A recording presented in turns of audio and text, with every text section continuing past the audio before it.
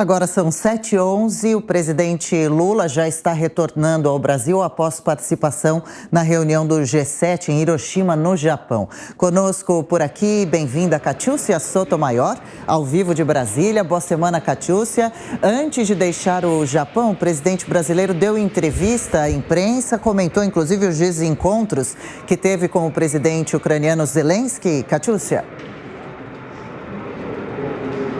Exato. Bom dia, Adriana, Thiago, todo mundo que acompanha a gente aqui na Jovem Pan. Bem, segundo Lula, o presidente ucraniano simplesmente não compareceu à reunião marcada. De acordo com a assessoria do governo brasileiro, entretanto, apesar da oferta de horários por parte do Brasil, a equipe de Zelensky já teria avisado que não ia conseguir participar. Segundo o governo também, seria o governo ucraniano que teria pedido esse encontro, mas não conseguiu encaixar na agenda do fim de semana. Lula chegou a dizer que ficou chateado por não terem tido essa conversa a sós e ainda que Zelensky é maior de idade e sabe o que faz. Vamos ouvir um trecho da fala do presidente brasileiro. O fato é muito simples, ou seja, tinha uma entrevista, uma bilateral com a Ucrânia aqui nesse salão às 15h15 da tarde. Nós esperamos e aí ficamos recebendo a informação que eles tinham atrasado. Enquanto isso, atendi o presidente do Vietnã. E quando o presidente do Vietnã foi embora, a Ucrânia não apareceu. Certamente teve outro compromisso, não pôde vir aqui. Foi simplesmente isso que aconteceu. Eu ouvi atentamente o discurso do Zelensky no encontro. Ele certamente ouviu o meu discurso atentamente no encontro. Lula ainda afirmou que está disposto a ir à Ucrânia e à Rússia se encontrar com os líderes desses países para tratar do conflito armado. Repetiu o discurso de criação de um clube da paz para mediar uma solução, incluindo então a China na lista de mediadores, mas também falou que nem o presidente da Ucrânia, nem o presidente da Rússia, Vladimir Putin, querem discutir a paz.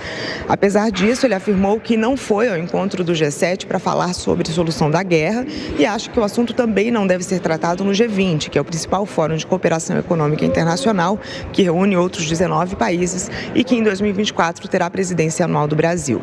Zelensky se encontrou com o presidente dos Estados Unidos, Joe Biden, nessa viagem ao Japão. Lula pretendia ter essa reunião também, mas novamente teria havido incompatibilidade de agendas, já que Biden sugeriu um momento conjunto com os chefes de Estado da Indonésia e da Índia, junto com o Brasil. Lula também criticou o discurso de Biden no G7 de que a solução para a guerra passaria pela rendição russa. Segundo o brasileiro, o assunto deve ser tratado na ONU. E a gente já vai repercutir mais sobre a viagem de Lula, a participação no G7 no Japão, mas ainda antes de deixar o país asiático, Catiúcia, Lula comentou também sobre o caso de racismo que sofreu o jogador Vini Júnior do Real Madrid no estádio do Valência pelo Campeonato Espanhol. O que disse Lula? Bem, o presidente do Brasil cobrou medidas da FIFA e da Liga Espanhola de Futebol. O jogo entre Real Madrid e Valência precisou ser paralisado depois que Vini Júnior foi alvo de diversos gritos racistas por parte da torcida do Valência. E aí o jogador foi expulso ao reagir e discutir com esses torcedores. Nas redes sociais, o jogador chegou a afirmar que a La Liga, a Federação de Futebol da Espanha, acha o comportamento racista normal. E também disse que, infelizmente, o país europeu hoje estaria sendo visto, conhecido como um país racista. Em resposta, a Liga insinuou que o jogador estava exagerando e que não entendia a competência da organização. Lula então disse que não pode permitir que o fascismo e o racismo tomem conta dentro de um estádio de futebol. Vamos ouvir um trecho. Penso que é importante que a FIFA, que a Liga Espanhola, que a Liga de outros países tome sérias providências, porque nós não podemos permitir que o fascismo tome conta e o racismo dentro do estádio de futebol. Teve muita repercussão do caso nas redes, é claro. Ministros como Flávio Dino e parlamentares comentaram e repudiaram o caso. O Ministério da Igualdade Racial informou que vai notificar hoje, segunda-feira, as autoridades espanholas e La Liga após os ataques racistas contra Vini Júnior. A pasta afirma que o governo brasileiro não tolerará racismo nem dentro nem fora do Brasil e que vai trabalhar para que todo atleta brasileiro negro possa exercer o seu esporte sem passar por violências. Eu volto com vocês. Um caso lamentável e revoltante que a gente vai seguir de olho por aqui no Jornal da Manhã. Valeu, Catiúcia Sotomayor. Conosco por aqui, comentando as principais notícias do dia dessa manhãzinha. Bem-vinda, Amanda Klein. A visita de Lula ao Japão, essa participação no G7, mais uma vez presidente brasileiro comentando a guerra da Ucrânia, o desencontro com Zelensky, que tem dado muito o que falar. E há pouco, Luiz Arthur Nogueira trazia para a gente também, Amanda, alguns destaques de economia, como uma instabilidade empresarial com relação a declarações do governo com relação à privatização da Eletrobras e também a expectativa do arcabouço fiscal e o questionamento sobre a autonomia do Banco Central. Amanda. Adriana, bom dia a você, o Thiago, a nossa audiência. Adriana, vou falar um pouquinho sobre esse desencontro com o Volodymyr Zelensky, como você colocou, e eu acho que foi bem isso mesmo. Parece que a comitiva brasileira foi pega de surpresa com a presença física de Volodymyr Zelensky, o líder ucraniano de última hora confirmada nesse encontro do G7. Primeiro, é importante ressaltar que desde 2009 o Brasil não era convidado a participar desse importante fórum econômico com as principais economias do mundo e também com alguns dos principais países que formam esse mapa geopolítico. Acontece que todas essas potências ocidentais estão firmemente ao lado da Ucrânia e o Brasil defende uma posição de neutralidade, mais do que neutralidade, de mediação entre Rússia e Ucrânia. Com a presença de Volodymyr Zelensky, a primeira reação, a primeira iniciativa da comitiva brasileira, do governo brasileiro, parece um pouco de titubear, de hesitação, porque eles não confirmaram o pedido de encontro com o Zelensky num primeiro momento no sábado. Depois confirmaram, só que disseram que Zelensky não apareceu. Lula ofereceu 3 horários, primeiro às 6 da tarde, depois às 5, depois às 3h15 e simplesmente o líder ucraniano não apareceu. Então é difícil saber exatamente o que aconteceu. É lógico que a agenda é muito concorrida e é muito intensa desses dois chefes de Estado. Eu acho que os dois saem perdendo, tanto Lula quanto Zelensky. Lula, claro, porque seria importante ter um encontro com Zelensky, passar essa mensagem de que está aberto a discutir, dialogar com todos e que poderia efetivamente exercer algum tipo de influência nessa posição de mediação para o fim da guerra, que parece muito distante. Pelo contrário, esse conflito deve recrudescer, inclusive com o treinamento de pilotos ucranianos para pilotar caças F-16 e outros caças importantes. Isso pode aumentar alguns decibéis na guerra entre Rússia e Ucrânia. E, por outro lado, Zelensky também sai perdendo porque ele teve encontro tanto com os líderes da Índia como da Indonésia, e é importante ter com o Brasil, porque as potências ocidentais, europeias e americanas já estão convencidas do pleito ucraniano contra a Rússia. Quem precisa ser convencido é o Sul Global. E esse Sul Global, do qual o Brasil faz parte, vem exercendo uma influência cada vez maior. E eles têm mantido uma posição de neutralidade. A Índia é a maior compradora, uma das maiores compradoras junto com a China hoje, do petróleo russo, o que mantém a Rússia viva no jogo. Se não fosse isso, talvez a Rússia já tivesse se rendido, pelo menos economicamente. Sim. Então veja que a Índia tem um papel muito mais fundamental nesse sentido de manter a Rússia viva e pronta para o jogo do que o próprio Brasil. Acho que os dois saem perdendo. A presença de Zelensky acabou ofuscando, de alguma forma obscurecendo o resto da iniciativa desse encontro G7, que foi importante. Por exemplo, os brasileiros não precisarão mais de visto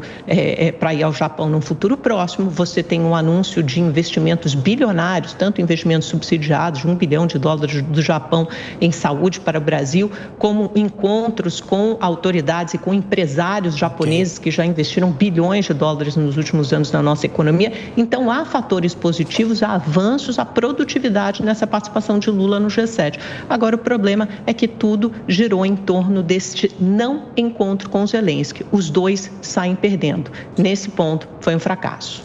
Cristiano Beraldo conosco também, bem-vindo, boa semana. Você concorda? Os dois saem perdendo?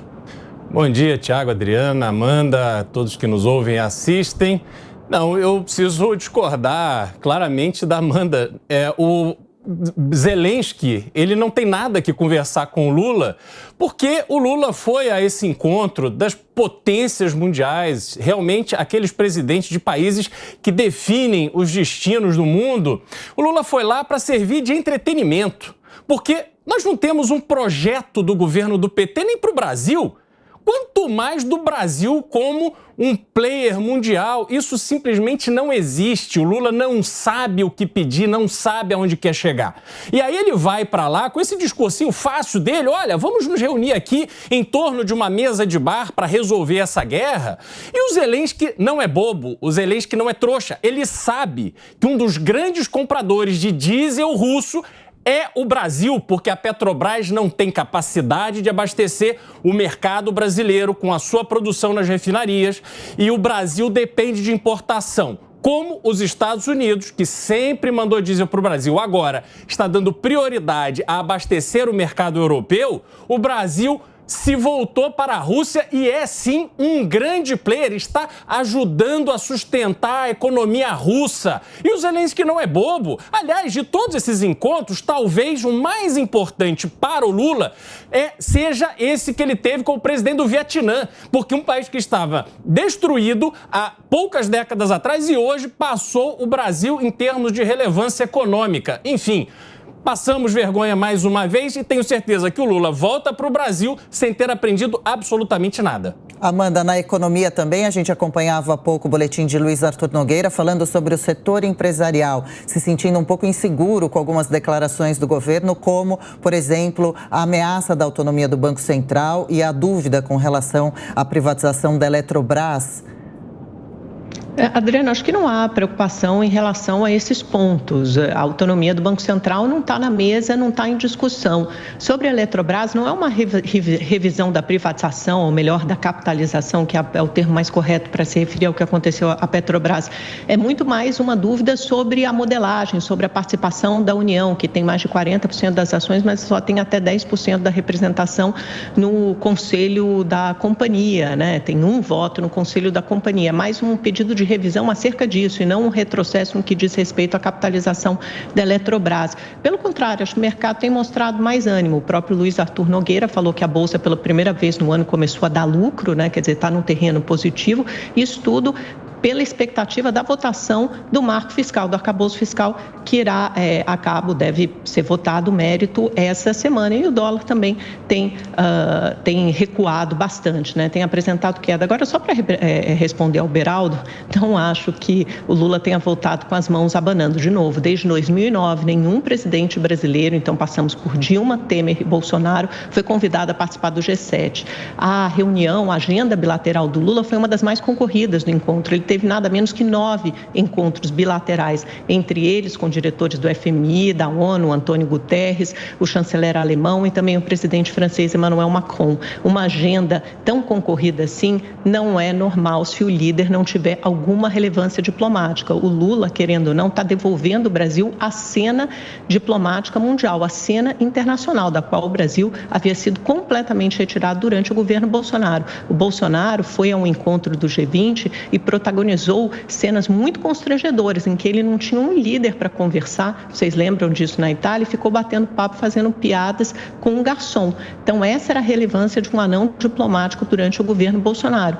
E o presidente Lula não, ele tem viajado, já viajou para Japão, China, Europa, Estados Unidos, América do Sul, protagonizou encontros com vários líderes e ainda continua sendo uma figura bastante disputada, as reuniões, as agendas bilaterais com ele. Tanto é que Zelensky quis se reunir com ele, fez esse convite no sábado, a diplomacia brasileira talvez tenha errado, hesitou, depois ofereceu alguns horários no domingo, mas houve uma incompatibilidade de agendas. Foi isso que aconteceu. Então é importante a gente prestar atenção nos fatos. O Brasil continua sendo um ator global bastante relevante e voltou à cena. Para fechar mais essa rodada, Beraldo. Não, é interessante que o Lula gastou 5 milhões de reais para levar o João Pedro Stedley até a China com ele na comitiva oficial.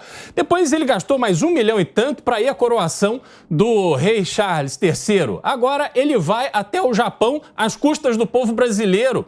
E aí ele chega lá para entregar o quê? Um discurso de que o Conselho de Segurança da ONU precisa ser revisto, que o Brasil quer espaço no Conselho de Segurança da ONU. O que passa na cabeça de líderes mundiais como Macron, Macron, Biden, essas pessoas que estão chefiando nações, que estão no protagonismo mundial há quase um século, essas pessoas olham para o Lula como um presidente de um país que tem o PCC, que tem o MST, que invade propriedade privada, acobertado pelo governo Lula, que tem o André do Rap recebendo os seus bens de volta, apesar de estar foragido, que tem Comando Vermelho e tantas outras coisas. O que será que o Lula, presidente deste país, tem para entregar do ponto de vista internacional, por exemplo, no aspecto de segurança? Olha, o Lula voltou com a isenção de vistos ao Japão. Puxa vida, eu tenho minhas dúvidas se a economia brasileira vai ser transformada a partir desse avanço.